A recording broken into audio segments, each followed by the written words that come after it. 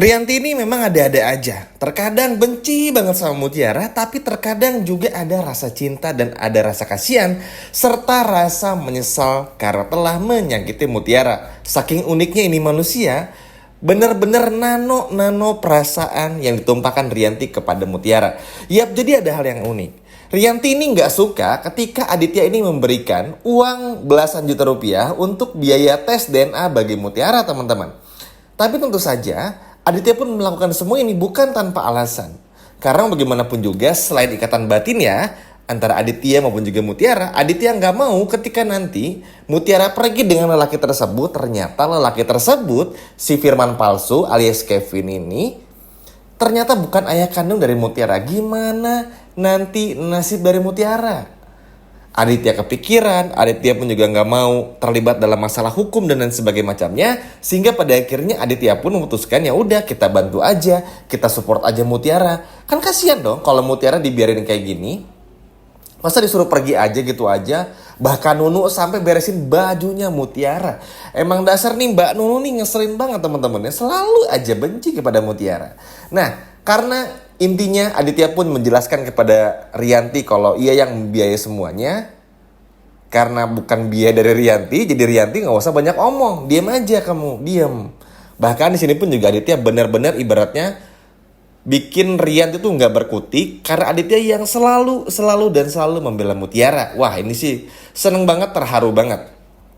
Hingga pada akhirnya di sini pun juga Mutiara teman-teman bener-bener merasa happy karena merasa diperhatikan. Awalnya pun juga sama, Mutiara ngerasa, duh ngapain ya harus tes DNA, kan jadi lama lagi ketemu ayah. Tapi akhirnya Mutiara pun juga mengerti. Nah, Aditya pun juga menambahkan kepada Rianti, jangan pernah sampai intervensi apa yang bakal dilakukan Aditya bersama dengan Mutiara untuk melakukan tes DNA. Dan kalau sampai Rianti mencoba untuk menggagalkannya, maka Aditya bakal mengancam Rianti dengan hal yang baru. Bayangin teman-teman, Aditya sebegitunya membela Mutiara. Karena bagaimanapun juga ikatan batin gak akan pernah bisa bohong. Selanjutnya datanglah si Rianti ini ke kamarnya Mutiara. Apalagi kalau bukan ngelampiasin. Kan kalau Rianti mah selalu kayak gitu ya. Setiap Mutiara tuh dibela orang lain, setiap Mutiara tuh dipuji orang lain, langsung deh marah.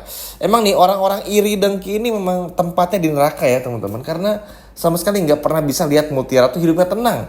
Lagi tiduran nangis diganggu, lagi duduk nangis diganggu aja terus-terusan. Lanjut. Nah, datanglah si Rianti ini kepada Mutiara. Nah, Mutiara bingung kan? Karena Mutiara habis nangis. Jadi kayak Mutiara tuh nangis bahagia gitu loh teman-teman. Karena ketemu ayah kandungnya walaupun bukan ya. Sehingga ya bagi Mutiara, ya Mutiaranya mah happy. Karena kan belum tahu apa-apa, belum tahu kebenaran yang terjadi. Rianti di depan kamarnya Mutiara justru malah bikin Mutiara itu semakin tertekan. Kamu nih apa maksudnya? Kamu tahu nggak biaya untuk tes DNA itu menghabiskan belasan juta rupiah? Kamu tahu nggak masalah ini? Mutiara bingung. Diam aja Mutiara teman-teman. Terus akhirnya serang ngoceh Rianti pokoknya dengan kata-kata yang kurang pantas. Gak lama kemudian Mutiara pun cuma bilang, saya gak pernah minta tes DNA, saya gak pernah manfaatin kebaikan Pak Aditya atau bahkan Kenzo. Yang mau semua ini itu adalah Kenzo dan juga Pak Aditya. Terus akhirnya Mutiara pun bercerita, Bu tolong ya, saya ini gak salah. Kenapa ibu selalu menyalahkan saya? Selalu membuat saya terkesan saya yang salah. Saya ini gak ngapa-ngapain Bu. Terus akhirnya Mutiara pun juga bilang kurang lebih, saya ini baru kehilangan ibu kandung saya. Saya baru juga sebelumnya kehilangan ibu tiri saya, ibu angkat saya. Terus saya baru ketemu ayah kandung saya. Terus sekarang ibu pengen saya pergi gitu aja. Sedangkan di saat yang lain Pak Aditya dan Kenzo baik. Terus ibu kayak gini. Coba ibu pikirin gimana rasanya kalau ibu kehilangan orang yang ibu cinta.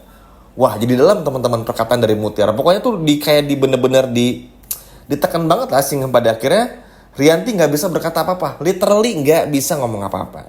Di sini pun juga pada akhirnya Mutiara pun terdiam, masuk ke dalam kamar dan kembali tertidur di lantai gitulah teman-temannya, setengah tidur di lantai sambil menangis lagi lah karena kayak capek aja hidupnya Mutiara diganggu terus sama Rianti. Dan sedangkan Rianti ini nggak bisa berkata apa-apa teman-teman. Kenapa?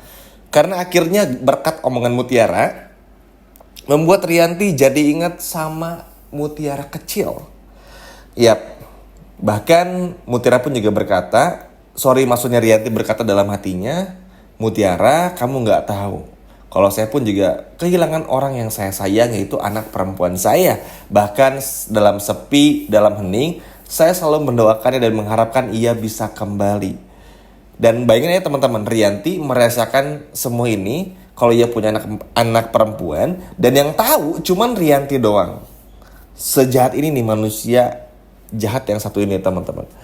Terus pada akhirnya ketika momen dimana Rianti ini mau melihat Mutiara, entah kenapa ada perasaan yang bikin Rianti tuh seperti merasa kasihan sama Mutiara dan merasa tahu nih, oke, yang Rianti perbuat sama Mutiara salah, tapi entah kenapa ya Rianti kayak seneng aja ngelampiasin masalahnya tuh kepada Mutiara gitu loh teman-teman. Hingga pada akhirnya hampir sedikit lagi Rianti melihat tanda lahir di kakinya Mutiara, namun sayang pada akhirnya gagal total karena keburu ketutup sama kakinya Mutiara.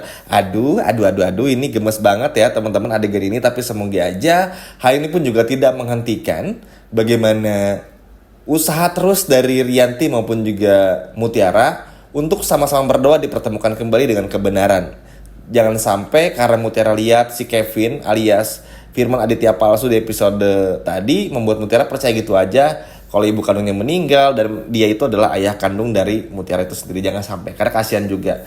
Nah yang bikin serunya adalah memang ternyata kedepannya tuh insting dan feeling dari Aditya tuh bukan cuman Aditya aja kepada Mutiara yang kuat, tapi juga dari Rianti. Karena nggak bisa dipungkiri, Rianti ini selalu punya perasaan unik sama Mutiara.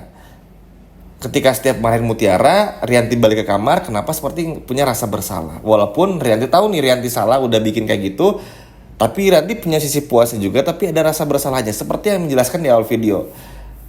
Perasaan Rianti tuh terlalu nano-nano, sehingga pada akhirnya bikin semua orang tuh juga terkadang ngerasa kalau Rianti ini aneh banget ya. Terkadang kalau sama Mutiara berantem terus, jahatin Mutiara, tapi setelah itu selalu diem. Mungkin ini jadi pertanda ya teman-teman, salah satunya bagi Rianti pun juga mungkin ada feeling keibuannya atas Mutiara tuh mungkin udah mulai muncul juga. Ya kalau sama Rianti, Mimin saranin jangan terlalu banyak berharap, karena tentu butuh momen juga. Tapi at least yang terpentingnya adalah di sini, gimana pun juga caranya Rianti bisa bener-bener tahu kebenaran yang ada, begitupun juga halnya Mutiara. Nggak kebayang sih kalau nanti ke depannya Mutiara tahu, Rianti tahu, mereka berdua ini adalah anak dan juga ibu kandung, udah pasti bakal pecah banget. Dan Mimin yakin 1000% Rianti pasti bakal menyesali semua perbuatannya dan apa aja yang udah Rianti lakukan kepada Mutiara selama ini. Wah, semoga aja tanda lahir tersebut segera dilihat kembali di episode berikutnya oleh Rianti kepada Mutiara. Sekian video dari Mimin dan sampai jumpa lagi, dadah.